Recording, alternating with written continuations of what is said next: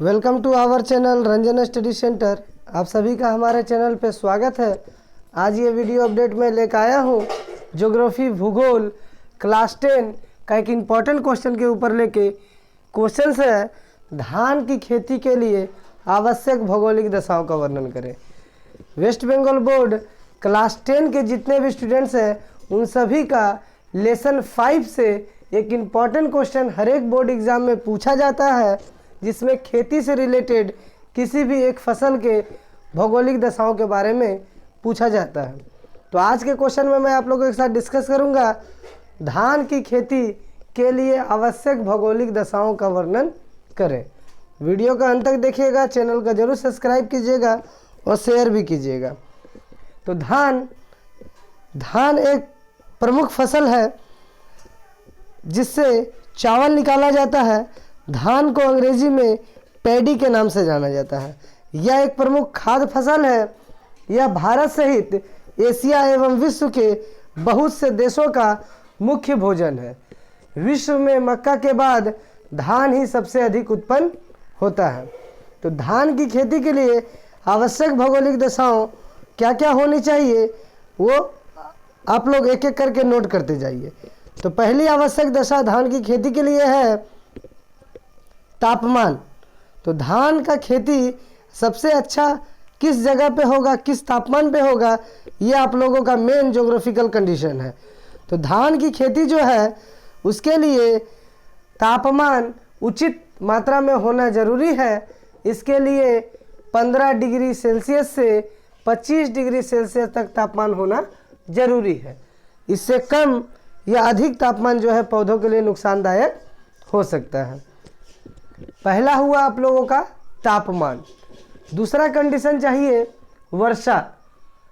धान की खेती के लिए उचित मात्रा में वर्षा होना जरूरी है। इसकी खेती के लिए वर्षा लगभग 100 डिग्री सेंटीग्रेड से 200 डिग्री सेंटीग्रेड यानी कि सेंटीमीटर, वर्षा को सेंटीमीटर में नापा जाता है।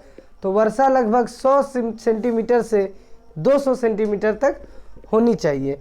अगर बात करें तापमान की तो तापमान 15 से 25 डिग्री सेंटीग्रेड चाहिए और वर्षा चाहिए 100 से 200 सेंटीमीटर। तीसरा कंडीशन है मिट्टी। धान की खेती के लिए उपजाऊ मिट्टी होना आवश्यक है। इसकी खेती के लिए दोमट मिट्टी सबसे अच्छी होती है। चौथा है धरातल की बनावट।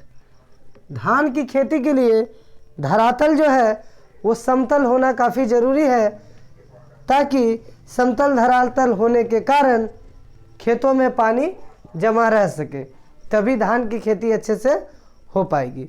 अभी तक मैंने आप लोगों को 4 पॉइंट बताया।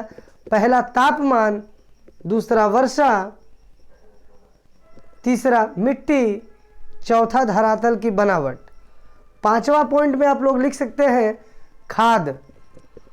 धान की खेती के लिए हरी और रासायनिक खादों का प्रयोग किया जाता है, जिसके कारण धान की उपज अधिक मात्रा में होती है।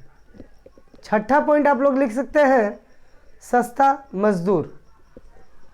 धान के खेतों में काम करने के लिए बहुत अधिक मजदूरों की ज़रूरत पड़ती है, इसीलिए मजदूर सस्ता होना ज़रूरी है। एक बार फिर से आप लोगों को सारा पॉइंट मैं बताता हूँ, नोट कर लीजिए। पहला पॉइंट है तापमान। तापमान होना चाहिए 15 डिग्री से 25 डिग्री सेंटीग्रेड। दूसरा है वर्षा। वर्षा होना चाहिए 100 से 200 सेंटीमीटर। तीसरा है मिट्टी। मिट्टी होना चाहिए उपजाऊ और दोमट मिट्टी इसके लिए अच्छी है।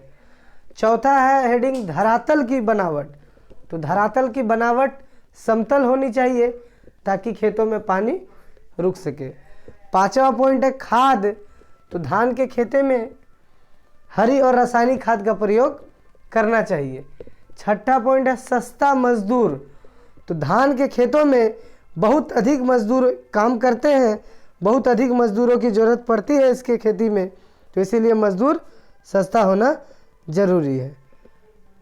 तो ये था धान की खेती से जुड़ा हुआ इम्पॉर्टेंट क्वेश्चन जो आप लोगों के बोर्ड एग्ज़ाम 2022 में जो होने वाला है उसमें आप लोगों को ज़रूर देखने मिलेगा।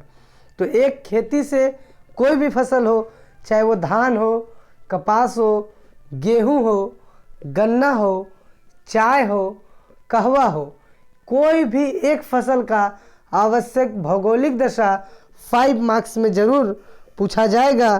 तो आप लोग 5 मार्क्स के लिए जो मैंने पॉइंट बताए, ये सारा पॉइंट हर एक क्वेश्चन में सेम होगा। पहला पॉइंट आप लोग लिख सकते हैं, पहले पॉइंट में तापमान, पहले पॉइंट में आप लोग लिख सकते हैं तापमान। तो तापमान मैंने आप लोगों को कितना बताया, 15 डिग्री सी से 25 डिग्री सी। दूसरा पॉइंट आप लोग लिख सकते हैं वर्षा, दूसरा पॉइंट है वर्षा। तो वर्षा आप लोग लिख सकते हैं 100 से 200 सेंटीमीटर। तीसरा पॉइंट आप लोग नोट कर सकते हैं, तीसरा पॉइंट मैंने आप लोगों को बताया मिट्टी। तो धान की खेती के लिए मिट्टी क्या होनी चाहिए, दोमट होनी चाहिए और मिट्टी उपजाऊ होनी चाहिए। चौथा पॉइंट मैंने आप लोगों को बताया धरातल की बनावट। तो धरातल की बनावट कैसी होनी चाहिए, धरातल जो है समतल होना चाहिए ताकि पौधे के जड़ों में पानी जमा रह सके। पांचवा पॉइंट मैंने बताया सस्ता मजदूर। तो धान के खेतों में काम करने के लिए बहुत अधिक मजदूर लगते हैं, इसीलिए मजदूर सस्ता होना चाहिए। छठा पॉइंट मैंने बताया आप लोगों को खाद। तो धान के खेतों में खाद के रूप में हरी एवं रासायनिक खाद, हरी एवं रासायनिक खादों का प्रयोग करना चाहिए जिससे कि अधिक पैदावार धान की हो। तो अगले वीडियो में मैं आप लोगों को और भी जो इम्पोर्टेंट क्वेश्चन है धान की खेती के अलावा वो मैं आप लोगों को दूंगा। तो हमारे चैनल को ज़रूर देखिएगा और हमारे वीडियो को ज़रूर शेयर कीजिएगा, क्योंकि मैं वेस्ट बंगाल बोर्ड 2022 में जो होने वाला है या फिर वेस्ट बंगाल बोर्ड क्लास 12 का जो 2022 में बोर्ड होने वाला है उसके लिए वीडियो समय समय पे अपलोड आप लोगों को करूँगा, जितने भी इम्पोर्टेंट क्वेश्चन हैं। धन्यवाद।